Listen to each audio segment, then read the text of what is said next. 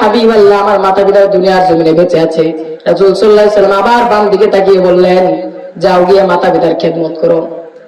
সে তখন এদিক থেকে ঘুরে এসে পিছন দিয়ে ঘুরে ডান দিকে এসে বলতেছে, ইয়া রাসূলুল্লাহ, ইয়া হাবিবাল্লাহ, আমি আপনার সাথে যুদ্ধ করতে চাই। রাসূল সাল্লাল্লাহু আলাইহি ওয়াসাল্লাম আবার জিজ্ঞেস করলেন, সাহাবী, তোমার মাতা পিতা দুনিয়ার জমিনে বেঁচে আছে কিনা? তারপর বলতেছেন, ইয়া রাসূলুল্লাহ, আমার মাতা পিতা তো আছেন। রাসূলুল্লাহ সাল্লাল্লাহু আলাইহি ওয়াসাল্লাম আবার এদিক ঘুরে বললেন, যাও যাও গিয়ে মাতা পিতার খেদমত করো, তোমার জিহাদে যাওয়া লাগবে না। রাসূল সাল্লাল্লাহু আলাইহি ওয়াসাল্লামের কাছে তিনবার এই প্রশ্ন করার পরে রাসূল সাল্লাল্লাহু আলাইহি ওয়াসাল্লাম তাকে জিহাদ থেকে বিরত রেখে মাতা পিতার খেদমত করতে বললেন। মাতা পিতার খেদমত কত বড় একটা জিনিস! রাসূল সাল্লাল্লাহু আলাইহি ওয়াসাল্লাম তাকে জিহাদে যেতে মানা করতে, জিহাদ করা লাগবে, তুমি মাতা পিতার খেদমত করো, এটা সবচেয়ে বড় জিহাদ, মাতা পিতার খেদমত করা। তারপর এক সাহাবীর নাম কাইসালা বিন মাইয়াস। সাহাবীর নাম কি? কাইসালা বিন মাইয়াস। সে আব্দুল্লাহ ইবনে উমর রাদিয়াল্লাহু তাআলা আনহুকে, কাইসালা ইবনে মাইয়াস যে সাহাবী, উনি বেশিরভাগ সময় যুদ্ধে থাকতেন। উনি এসে আব্দুল্লাহ ইবনে উমর রাদিয়াল্লাহু ছেলেকে জিজ্ঞেস করতেছেন, হে আব্দুল্লাহ ইবনে উমর, আমি তো যুদ্ধে থাকি, আমার কাছে কিছু কিছু গুনাহ, কবিরা গুনাহ মনে হচ্ছে। তারপর বলতেছেন, আব্দুল্লাহ ইবনে উমর রাদিয়াল্লাহু জিজ্ঞেস করলেন, হ্যাঁ বলো তো কি কি? সে বলতেছে, কাজা ওয়া কাজা, এইটা। তারপর আব্দুল্লাহ ইবনে উমর রাদিয়াল্লাহু বললেন যে না, এগুলো তো কবিরা গুনাহ। তারপর আব্দুল্লাহ ইবনে উমর রাদিয়াল্লাহু তাআলা আনহু কাইসালা ইবনে মাইয়াসকে বলতেছেন যে শুনো, কবিরা গুনাহ হচ্ছে 9টা। কয়টা? 9টা। এক নাম্বার হচ্ছে আল্লাহ তাআলার সাথে কাউকে শিরিক করা। আল্লাহ তাআলার সাথে শিরিক করা, এটা কি? কবিরা গুনাহ। জাবাল ইবনে মুআজ রাদিয়াল্লাহু তাআলা আনহু, তিনি যখন শাম দেশ থেকে আসতেছিলেন, শাম দেশ থেকে এসে রাসূল সাল্লাল্লাহু আলাইহি ওয়াসাল্লামের সামনে আসার পর রাসূল সাল্লাল্লাহু আলাইহি ওয়াসাল্লামকে সিজদা দিলেন। কি করছেন? রাসূল সাল্লাল্লাহু আলাইহি ওয়াসাল্লামকে সিজদা দিতেন। রাসূল সাল্লাল্লাহু আলাইহি ওয়াসাল্লাম ডাক দিয়ে বলতেছেন, এই জাবাল ইবনে মুআজ, তুমি এটা কি করতেছো? তুমি আমায় কেন সিজদা দিলা? জাবাল ইবনে মুআজ ডাক দিয়ে বলতেছেন, ইয়া রাসূলুল্লাহ, ইয়া হাবিবাল্লাহ, আমি যখন শাম দেশে ছিলাম, শাম দেশে দেখলাম ধর্মীয় যত নেতা আছে, ধর্মীয় বড় বড় নেতাদেরকে সবাই সিজদা করে। এজন্য আমি সেদিন নিয়ত করেছি, যখন আমি মক্কায় আসবো, মক্কায় আসার সাথে সাথে সর্বপ্রথম আমি আপনাকে সিজদা দিব। রাসূল সাল্লাল্লাহু আলাইহি ওয়াসাল্লাম বললেন, তুমি যে আমাকে সিজদা দিলাম, এটা তুমি আল্লাহর সাথে শিরিক করেছো, আর কখনো কাউকে সিজদা দিবা না। তারপর জাবাল ইবনে মুআজ রাদিয়াল্লাহু তাআলা বলতেছেন, ইয়া রাসূলুল্লাহ, ইয়া হাবিবাল্লাহ, আমি তো শাম দেশ থেকে দেখেছি ধর্মীয় বড় বড় নেতাদেরকে সিজদা দেওয়া হয়। রাসূল সাল্লাল্লাহু আলাইহি ওয়াসাল্লাম কি বলেছেন তাকে? জাবাল ইবনে মুআজ রাদিয়াল্লাহু তাআলাকে মানা করে দিয়েছেন, সিজদা করবে না। এখন বর্তমানে দেখবেন, বর্তমান সিচুয়েশন, যে মাজার পূজারী আছে না, কিছু মাজার পূজারী মাজারে গিয়ে মাজারের যে কবরকে সিজদা করে, আছে না? এই কবরকে সিজদা করা কি নাই? জায়েজ নাই। রাসূল সাল্লাল্লাহু আলাইহি ওয়াসাল্লাম ছিলেন সমস্ত মাখলুকাতের মধ্যে সর্বশ্রেষ্ঠ মাখলুক। সর্বশ্রেষ্ঠ মাখলুক হওয়া সত্ত্বেও যদি সিজদা দেওয়া জায়েজ হতো, তাহলে রাসূল সাল্লাল্লাহু আলাইহি ওয়াসাল্লামকে সেদিন যে জাবাল ইবনে মুআজ রাদিয়াল্লাহু সিজদা দিয়েছিলেন, সেদিন রাসূল তাকে মানা করতেন না। কারণ যদি সিজদা জায়েজ হতো, তাহলে রাসূল সাল্লাল্লাহু আলাইহি ওয়াসাল্লাম সমস্ত মাখলুকের শ্রেষ্ঠ মাখলুক, রাসূল সিজদা জায়েজ হতো না। কিন্তু রাসূল সাল্লাল্লাহু আলাইহি ওয়াসাল্লাম সেটা নিষেধ করেছিলেন। এজন্য এখান থেকে বোঝা যায় যে যত মাজার আছে, কোন কবরে কোন মাজার পূজারীর কোন বাবাকে সিজদা দেওয়া জায়েজ নাই। ঠিক আছে? এক নাম্বার হচ্ছে কবিরা গুনাহ, 9টা কবিরা গুনাহ আছে। এক নাম্বার হচ্ছে শিরিক করা। 2 নাম্বার হচ্ছে মানুষ হত্যা করা। মানুষকে যে হত্যা করে, এটা কবিরা গুনাহ। 3 নাম্বার হচ্ছে সতী নারীর উপরে অপবাদ দেওয়া। সতী নারীর উপরে অপবাদ দেওয়া 3 নাম্বার কি? এক নম্বর হচ্ছে শিরিক করা, 2 নম্বর হচ্ছে মানুষ হত্যা করা, 3 নম্বর হচ্ছে সতী নারীর উপরে অপবাদ দেওয়া, 4 নম্বরটা খুবই ইম্পর্টেন্ট। 4 নম্বর হচ্ছে সুদ খাওয়া। কি খাওয়া? সুদ। কি সুদ? সুদ খাওয়া। 4 নম্বর সুদ খাওয়া। সুদ খাওয়া কি? কবিরা গুনাহ। 5 নম্বর হচ্ছে এতিমের মাল আত্মসাৎ করা। এতিমের মাল আত্মসাৎ করা। এতিমের মাল খাওয়া কি? এতিমের মাল খাওয়া কি? কবিরা গুনাহ। সব পয়েন্ট মনে রাখবেন, আর কবিরা গুনাহর পয়েন্ট চলতেছে।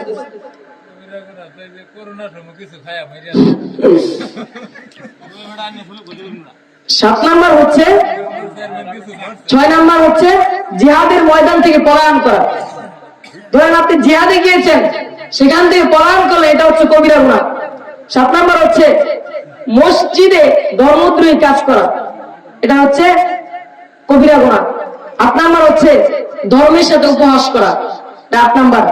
9 নম্বর হচ্ছে নাফরমানির কারণে যদি কেউ নাফরমানি করে মা বাবার সাথে, এটা হচ্ছে কবিরা গুনাহ। মা বাবার অবাধ্য হওয়া, এটাও কবিরা গুনাহ। আর যদি কেউ নাফরমানি করে, ওর অবস্থা খুব খারাপ হবে। আর এই মা বাবার অবাধ্য হওয়া, মা বাবার সাথে নাফরমানি করা, এইটা শাস্তি আপনাকে দুনিয়াতেই ভোগ করতে হবে। এটা শাস্তি আল্লাহ পাক রব্বুল আলামিন কিয়ামতের দিন দিবেন না। রাসূলুল্লাহ সাল্লাল্লাহু আলাইহি ওয়াসাল্লাম হাদিস যে তোমরা যারা মাতা পিতার সাথে খারাপ ব্যবহার করবা, তোমাদের এইটার খেসারত দুনিয়াতেই দিতে হবে। জাহান্নামে গিয়া বা হাসরের ময়দানে এটার কোনো খেসারত হবে না। এইটার শাস্তি দুনিয়া থেকে ভোগ করার পরে তারপর তুমি মরবা, আগে মরবা না। যারা মাতা পিতার সাথে খারাপ ব্যবহার করবে, এটা শাস্তি দুনিয়াতেই ভোগ করতে হবে। তো একজন আল্লাহর ওলি, এটা শাস্তি যে ভোগ করতে হবে, একটা ঘটনা শোনাই। একজন আল্লাহর ওলি, তিনি বিশাল আল্লাহর ওলি ছিলেন, নাম করা আল্লাহর ওলি। ওনার নাম হচ্ছে হযরত জুরাইস রাহমাতুল্লাহ আলাইহি। নাম কি? জুরাইস রাহমাতুল্লাহ আলাইহি। জুরাইস রাহমাতুল্লাহ আলাইহি এত বড় আল্লাহর ওলি ছিলেন, গ্রামের মানুষরা ওনাকে এত পরিমাণে বিশ্বাস করত যে গ্রামের মধ্যে গাছের ভিতরে যে ফল হইতো, প্রথম ফলটা জুরাইস রাহমাতুল্লাহ আলাইহিকে খাওয়াইতো। প্রথম ফলটা কাকে খাওয়াইতো? জুরাইস রাহমাতুল্লাহ আলাইহি। প্রথম ফলটা জুরাইস রাহমাতুল্লাহ আলাইহি খাওয়াইতো, এবং সবাই জানতো যে জুরাইস আমাদের গ্রামের বিশাল বড় এক আল্লাহর ওলি। এজন্য তারা জুরাইস রাহমাতুল্লাহ আলাইহিকে প্রচুর পরিমাণে সম্মান করত। কিন্তু একদিন যখন জুরাইস রাহমাতুল্লাহ আলাইহি উনার খানকার ভিতরে নামাজ আদায় করতেছিলেন, বাহির থেকে জুরাইস রাহমাতুল্লাহ আলাইহি মা ডাক দিয়েছেন, জুরাইস। জুরাইস রাহমাতুল্লাহ আলাইহি মা ডাকতেছেন, এ জুরাইস। কিন্তু জুরাইস রাহমাতুল্লাহ আলাইহি তখন নামাজরত অবস্থায় ছিলেন। তিনি চিন্তায় পড়ে গেলেন, এখন কি আমি মার ডাকে সাড়া দিয়ে নামাজ ছেড়ে চলে যাব, নাকি নামাজ পড়ব? উনি দ্বিধাদ্বন্দ্বের ভিতরে থাকার কারণে তিনি মার ডাকে সাড়া দেন নাই। আর এমনিতে নিয়ম আছে, ফরজ নামাজ ব্যতীত নফল, সুন্নত, ওয়াজিব এইসব নামাজ যদি মা বাবা ডাক দেয়, তাহলে তাদের নামাজ ছেড়ে তাদের ডাকে সাড়া দেওয়া কি জায়েজ আছে, কিন্তু ফরজ নামাজ না। জুরাইস রাহমাতুল্লাহ আলাইহি তখন চিন্তা করতেছিলেন, আমার মা তো ডাকতেছে, আমি এখন যাব কিনা। এবং করে জুরাইস রাহমাতুল্লাহ আলাইহি যখন জুরাইস ভিতর থেকে আসতো না, জুরাইস রাহমাতুল্লাহ আলাইহি মা চলে গেলেন। আরেকদিন আবার সে ডাকতেছেন, জুরাইস। আবার যখন ডাকতেছেন, জুরাইস রাহমাতুল্লাহ সেদিন নামাজে ছিলেন, তিনি সেদিন আসলেন না। এবং 3 দিন যখন জুরাইস রাহমাতুল্লাহ আলাইহিকে ডাকলেন, 3 দিন ডাকার পরে যখন জুরাইস রাহমাতুল্লাহ ঘর থেকে বের হইল না, তারপর মা একটা বদদুয়া দিয়েছিলেন, জুরাইস তুই আজকে আমার মুখ দেখলি না, আমি মায়ের মুখ দেখলি না, তুই মৃত্যুর আগে বেশ্যাবাড়ির মুখ দেখে মরবি। মা বদদুয়া দিয়েছেন। তারপর জুরাইস রাহমাতুল্লাহ আলাইহি এর খানকার ভিতরে একদিন এসে মানুষের দিল পাটকে ছুটতেছে। জুরাইস রাহমাতুল্লাহ আলাইহি ভাই তুই সবাই ডাকতেছে, এই জুরাইস তুই তো বিশাল বড় আল্লাহর ওলি, আমরা তো তুই ভাবতাম তুই বিশাল বড় আল্লাহর ওলি, কিন্তু আজকে এমন কাজ করছিস, বের হ ঘর থেকে। জুনাইদ রহমাতুল্লাহ আলাইহি চমকে দাঁড়ালেন। এই গ্রামের মানুষরা, তোমাদের কি হয়েছে? তোমরা আমাকে ভিতর থেকে ডাকতেছো কেন? যখন জুনাইদ রহমাতুল্লাহ আলাইহি ভিতর থেকে বাইরে আসলেন, আসার পরে সবাই বলতেছে, এই যে নারী, এই নারীর পেটে যে বাচ্চা, বল এই বাচ্চার মালিককে, এই বাচ্চার বাবাকে। জুনাইদ রহমাতুল্লাহ আলাইহি বললেন, এই নারীকে তো আমি কখনো দেখি নাই। রাসূলুল্লাহ বলতেছেন যে এই নারীকে তো আমি কখনো দেখিই নাই, আবার এই নারীর পেটের যে বাচ্চা সে আবার আমার হবে কিভাবে? ওনার উপরে জিনার অপবাদ চলে আসছে। কিসের অপবাদ? জিনার। সবাই বলতেছে, জুনাইদ তুই যদি এই নারীর সাথে অপকর্ম না করে থাকিস, তাহলে এই নারী কেন বলতেছে যে তুই তার সাথে অপকর্ম করেছিস? তারপর জুনাইদ রহমাতুল্লাহ আলাইহি অবাক হয়ে গেছেন যে আমি জীবনে কোন নারীকেই দেখি নাই, ওইখানে আবার আমার উপরে কিসের অপবাদ চলে আসছে? জিনার অপবাদ চলে আসছে। জুনাইদ রহমাতুল্লাহ আলাইহিকে ইলহামের মাধ্যমে জিবরাইল আলাইহিস সালাম জানিয়ে দিলেন, জুনাইদ তুমি তাদেরকে বলে দাও তোমাকে এখন জেলের ভিতরে আটকিয়ে রাখতে, যতদিন পর্যন্ত এই নারীর গর্ভে থেকে সন্তান না হবে ততদিন তোমাকে জেলে বন্দী করে রাখার জন্য বলো।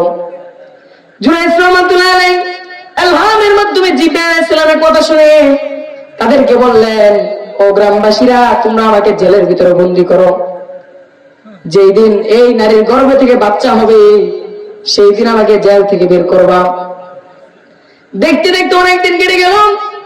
10 মাস 10 দিন পার হওয়ার পরে যেই দিন নারীর গর্ভ থেকে সন্তান হলো, সেদিন জুনাইদ রহমাতুল্লাহ আলাইহিকে জেল থেকে বের করা হলো, অন্ধকার মহল থেকে বের করা হলো। জুনাইদ রহমাতুল্লাহ আলাইহি জেল থেকে বের হয়ে বাচ্চার দিকে তাকিয়ে বলতেছেন, এ বাচ্চা বলে দাও তোমার বাবাকে। জুনাইদ রহমাতুল্লাহ আলাইহি জেল থেকে বের হওয়ার আগে পুরো গ্রামবাসী আসছে যে ছোট বাচ্চা মাত্র জন্ম হয়েছে সে কথা বলবে। খুব আশ্চর্যের বিষয় না এটা? পুরো গ্রামের যত মানুষ আছে সবাই একসাথে হয়েছে, আজকে দেখবো যে এই সন্তানের বাবাকে। জুনাইদ রহমাতুল্লাহ আসার আগে রাজারা, গ্রামের যিনি রাজা আছেন উনি জিজ্ঞেস করতেছে, বাচ্চা বল তোর বাবাকে। কুলের বাচ্চা জবাব দেয় না। জুনাইদ রহমাতুল্লাহ আলাইহি দ্বিধাদ্বন্দ্বের ভিতরে পড়ে গেলেন। জিবরাইল আলাইহিস সালাম তাকে বলেছেন ইলহামের মাধ্যমে যে এই বাচ্চাই বলে দিবে তার বাবাকে, তাহলে এখন উত্তর দেয় না কেন? রাজা জিজ্ঞেস করতেছে, তার প্রজারা জিজ্ঞেস করতে, উজিরা জিজ্ঞেস করতে, উত্তর দেয় না। তারপর জিবরাইল আলাইহিস সালাম ইলহামের মাধ্যমে জানিয়ে দিলেন, জুনাইদ তুমি বাচ্চাকে জিজ্ঞেস না করা পর্যন্ত যা বাচ্চা বলবে না সে তার বাবাকে। তারপর জুনাইদ রহমাতুল্লাহ আলাইহি বাচ্চার দিকে তাকিয়ে বললেন, ও ফুটফুটে শিশু, তুমি বলে দাও তোমার বাবাকে। ছোট্ট শিশুর মুখ থেকে কথা বের হয়ে আসছে যে আমার বাবা হচ্ছে রাজার পাশে দাঁড়িয়ে থাকা ওই রাখাল, আমার বাবা। বাচ্চা বলেছে আমার পাশে দাঁড়িয়ে থাকা, রাজার পাশে দাঁড়িয়ে থাকা ওই যে রাখালটা দেখা যায় ও হচ্ছে আমার বাবা।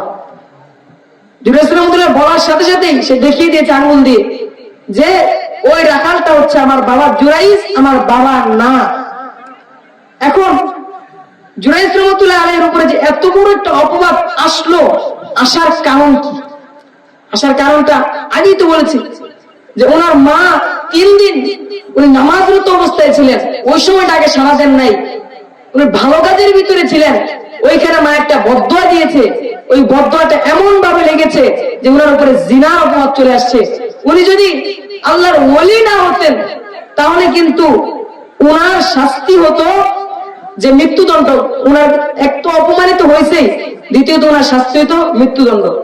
কিন্তু উনি আল্লাহর ওলি হওয়ার কারণে আল্লাহ পাক রব্বুল আলামিন তার মা যে বদদোয়া দেয় এটা যে লাগে এটা প্রমাণ হচ্ছে। এটা মার বদদোয়া লেগেছে, পাশাপাশি আল্লাহর ওলি হওয়ার কারণে উনি এত বড় একটা ওলি হওয়ার কারণে উনাকে আল্লাহ পাক রব্বুল আলামিন বাঁচিয়ে দিয়েছেন। কিন্তু মার বদদোয়া কি বাস্তবায়িত হয়েছে, এটা মনে রাখবেন। তো এই জন্যে মাতা পিতার সাথে সদাচরণ করতেই হবে। যদি কেউ সদাচরণ না করে তাহলে তার অবস্থা দুনিয়াতেই শাস্তি ভোগ করবে, শাস্তি ভোগ করে তারপর কি সে তারপর সে দুনিয়া থেকে যাবে, এর আগে সে দুনিয়া থেকে যাবে না।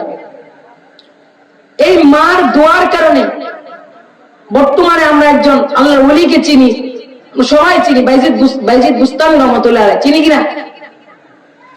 বাইজিদ বুস্তামি রহমতুল্লাহ আলাইহিকে একদিন ওনার মা বলেছেন শীতের রাত্রি যে বাইজিদ দরজাটাকে লাগিয়ে দাও, এটা বলে ওনার মা ঘুমিয়ে গিয়েছেন। এখন বাইজিদ বুস্তামি রহমতুল্লাহ আলাইহি চিন্তা করতেছেন, মা তো আমাকে বললেন যে দরজা লাগানোর জন্য, এখন দরজা দুইটা পাট থাকে না, দুইটা পাট, কাঠের দরজা দুইটা পাট থাকে না, এখন মা তো বলেছেন দরজা লাগানোর জন্য, এখন উনি তো বলেন না যে কোন পাশের খিড়কিটা লাগাবো, কোন পাশের পাটটা লাগাবো, এটা তো মা বলে নাই। এই জন্য বাইজিদ বুস্তামি রহমতুল্লাহ আলাইহি সারা রাত একবার এই পাশের পাট লাগায়, আর একবার ওই পাশের পাট লাগায়, একবার এইটা খুলে একবার ওইটা লাগায়, একবার এইটা লাগায়, সারা রাত্র এমন করতে করতে যখন তাহাজ্জুদের সময় হয়ে গেল, বাইজিদ বুস্তামি রহমতুল্লাহ আলাইহির মা উঠে দেখেন বাইজিদ একবার এই পাশের কপাটটা লাগায়, আরেকবার ওই পাশের কপাট লাগায়। মা বললেন বাইজিদ তুমি এত রাত্রি পর্যন্ত, আমি যে সেই রাতে বলেছিলাম দরজা লাগানোর জন্য, তুমি কি সারা রাত্র এমন করতেছ? বাইজিদ বুস্তামি রহমতুল্লাহ আলাইহি বললেন হ্যাঁ মা, তুমি ঘুমিয়ে গিয়েছিলে, আমি যদি তোমাকে ডাক দিতাম তাহলে তোমার কষ্ট হতো, এই জন্য আমি তোমাকে ডাকি নাই। আমি দ্বিধাদ্বন্দ্বের ভিতরে ছিলাম যে তুমি তো বলছো দরজা লাগানোর জন্য, কোনটা লাগাইতে বলছো এটা তো বলো নাই, এই জন্য আমি সারা রাত্র একবার এইটা লাগাইছি একবার এইটা লাগাইছি, কিন্তু তোমাকে ডাক দেই নাই। বাইজিদ বুস্তামি রহমতুল্লাহ আলাইহির মা বাইজিদ বুস্তামিকে জড়িয়ে ধরে দোয়া করে দিলেন, আরে বাইজিদ তোকে আল্লাহ পাক রব্বুল আলামিন যেন এই জামানার সর্বশ্রেষ্ঠ ওলি বানায় দেয়। এখন এই মায়ের দোয়ার কারণে বাইজিদ বুস্তামি এত বড় একজন আল্লাহর ওলি, এই ওলি হওয়ার পিছনে সর্বপ্রথম দোয়া কার? মা। আরেক দিনের ঘটনা, সেদিনও শীতের রাত্রি ছিল, আর বাইজিদ বুস্তামি রহমতুল্লাহ আলাইহিকে ওনার মা বলেছেন যে বাইজিদ আমার জন্য পানি নিয়ে আস। এটা বলার পরে বাইজিদ বুস্তামি রহমতুল্লাহ আলাইহি যে পানি নিয়ে আসবেন, পানির কূপটা দূরে ছিল, দূরে, এজন্য ছোট মানুষ কলসি নিয়ে যখন এখান থেকে ঘর থেকে কূপ তো অনেক দূরে, যেতে তো অনেক দেরি হয়েছে, উনি পানি নিতে গেছেন, নিয়ে আসছেন, আসার পরে পানি গ্লাসে ভরে উনি মাকে দিতে যাবেন, দেখেন মা ঘুমিয়ে গিয়েছে। বাইজিদ বুস্তামি রহমতুল্লাহ আলাইহি গ্লাস হাতে দাঁড়িয়ে রয়েছেন মায়ের মাথার পাশে, কিন্তু মা তো ঘুমিয়ে গিয়েছে, এখন যদি মাকে ডাক দেয় মায়ের ঘুম নষ্ট হবে, এই জন্য বাইজিদ বুস্তামি রহমতুল্লাহ আলাইহি মাকে আর ডাকেন নাই। সারা রাত্র মায়ের মাথার পাশে গ্লাস হাতে নিয়ে দাঁড়িয়েছিলেন, আমার মা কখন উঠবে, আমি কখন পানি দিব, আবার যদি আমার মার ঘুম ভাঙে, আমি যদি পানি রেখে ঘুমিয়ে যাই, তখন যদি মার ঘুম ভেঙে দেখে মায়ের পানি পিপাসা পেয়েছে, মা কষ্ট হবে।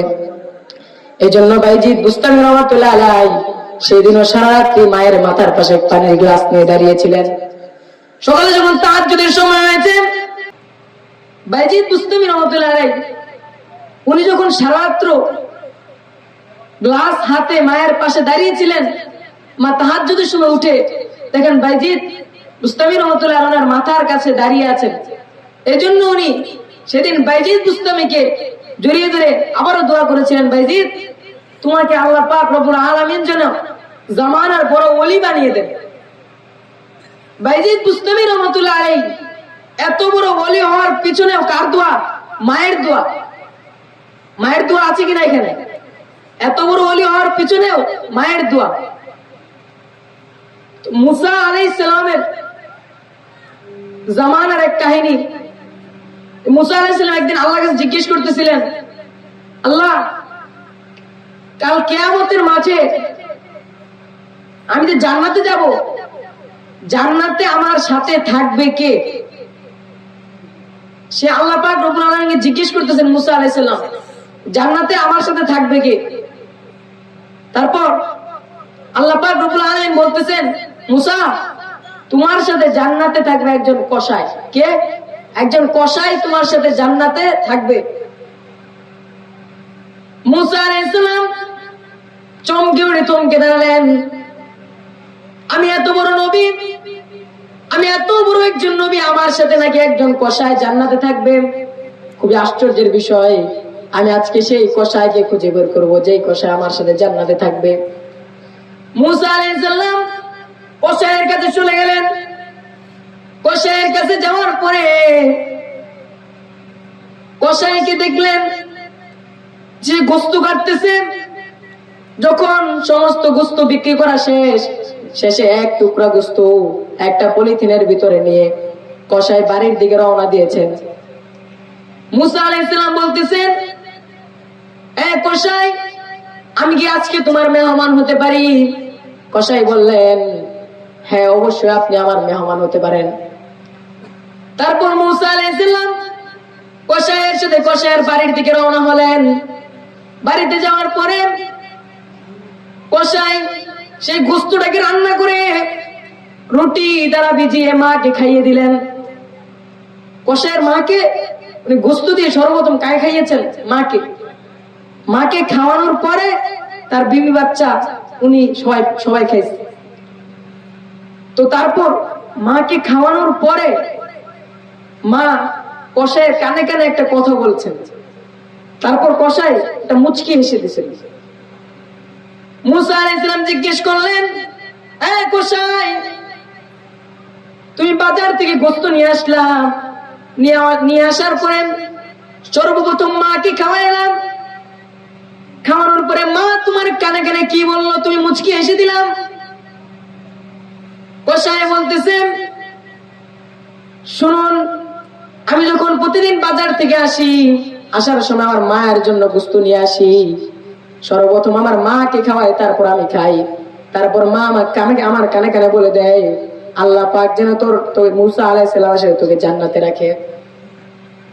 মুসা আলাইহিস সালাম অবাক হয়ে গেলেন। মা এই দোয়া করেন? সন্তান যখন মাকে খাওয়ায়, খাওয়ানোর পরে মা সন্তানের কানে কানে বলে যে, সন্তান, আমি তো তোর উপরে খুশি, আল্লাহ পাক রব্বুল আলামিন যেন তোকে মুসা আলাইহিস সালামের সাথে জান্নাতে রাখে। একজন কসাই মাকে সম্মান করার কারণে ওনার জান্নাত কার সাথে? একজন নবীর সাথে। চিন্তা করা যায়। শুধু উনি কি করেছেন? মাকে সম্মান করেছেন। শুধু এটাই না, ওয়াইস আল কারনী রাহমাতুল্লাহি আলাইহি, উনি ইয়েমেন থেকে রাসূল সাল্লাল্লাহু আলাইহি ওয়াসাল্লামকে চিঠি লিখেছেন, ইয়া রাসূলুল্লাহ, আমি আপনার কাছে আসতে চাই। ওয়াইস আল কারনী যেদিন রাসূল সাল্লাল্লাহু আলাইহি ওয়াসাল্লামের চিঠি লিখলেন, ইয়া রাসূলুল্লাহ, ইয়া হাবিবাল্লাহ, আমি মক্কায় আসতে চাই, মক্কায় এসে আপনাকে একবার দেখতে চাই।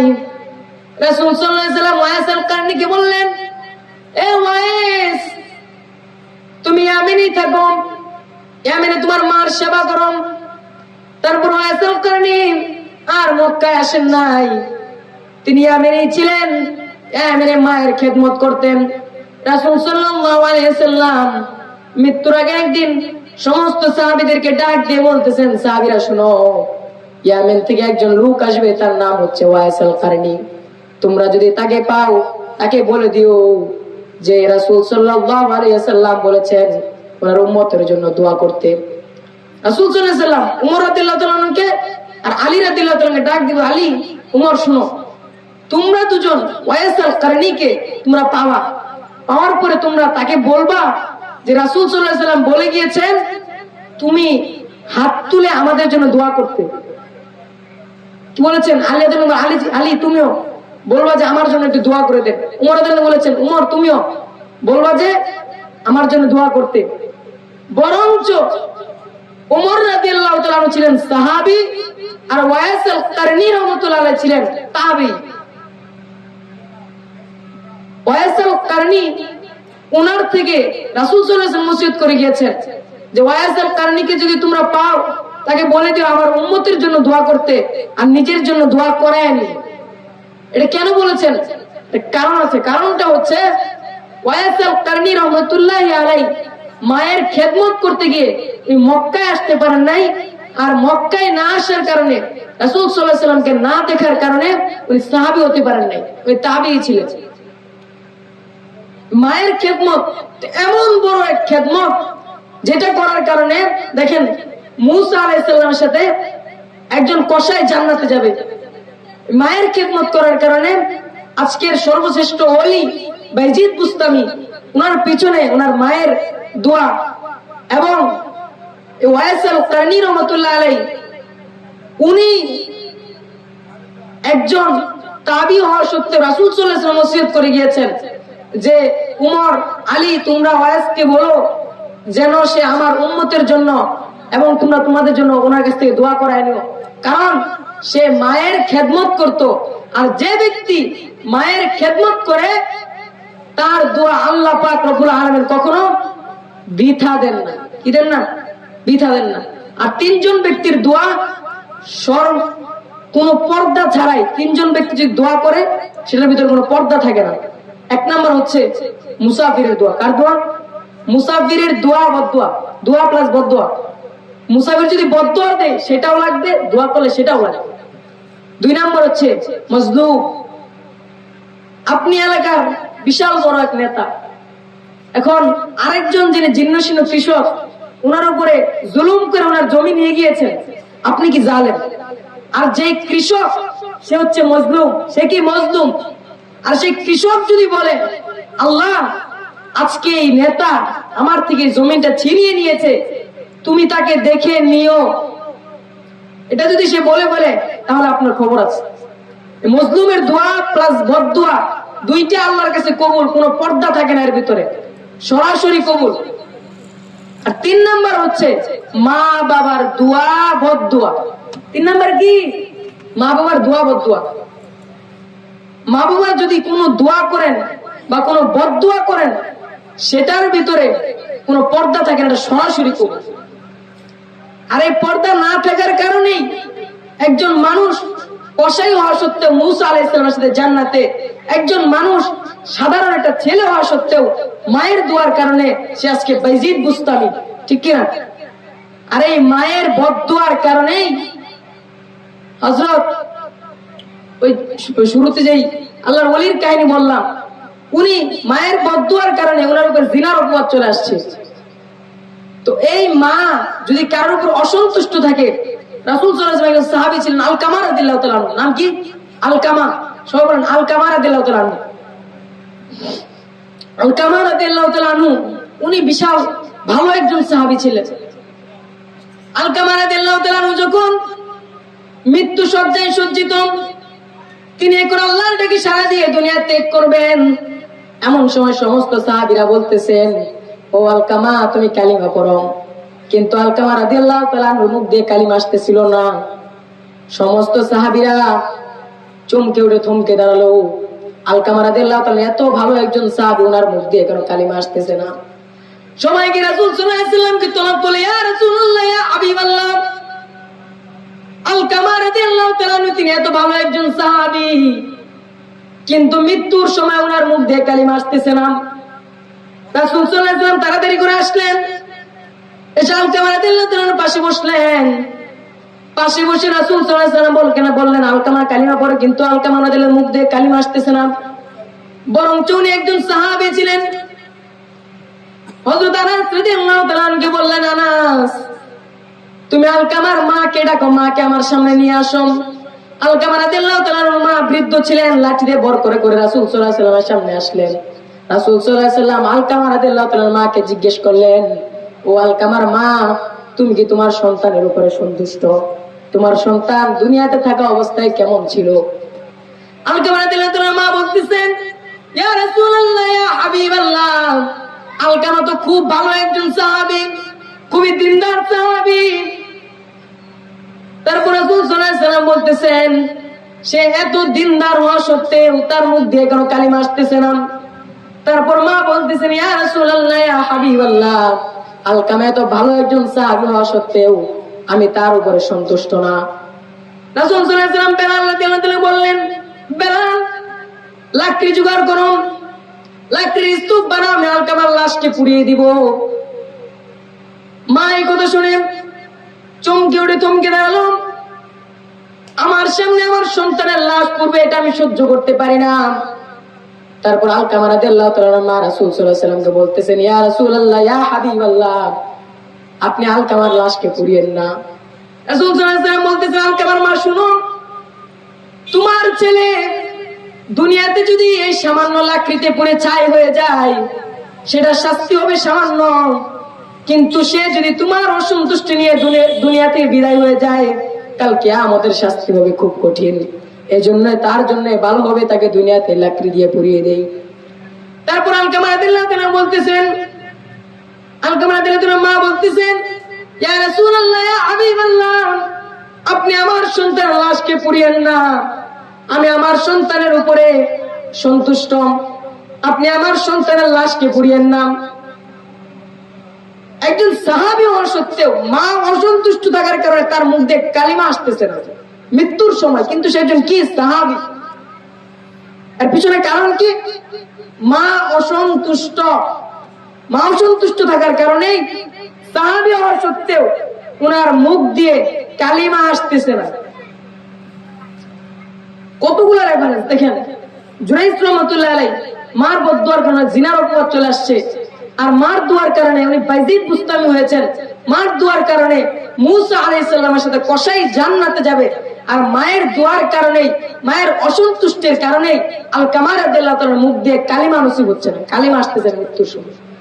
মা যখন সন্তুষ্ট হয়েছে, সন্তুষ্ট হওয়ার পরে তার মুখ দিয়ে কালিমা আসছে। এই মা কত বড় এক সম্পদ।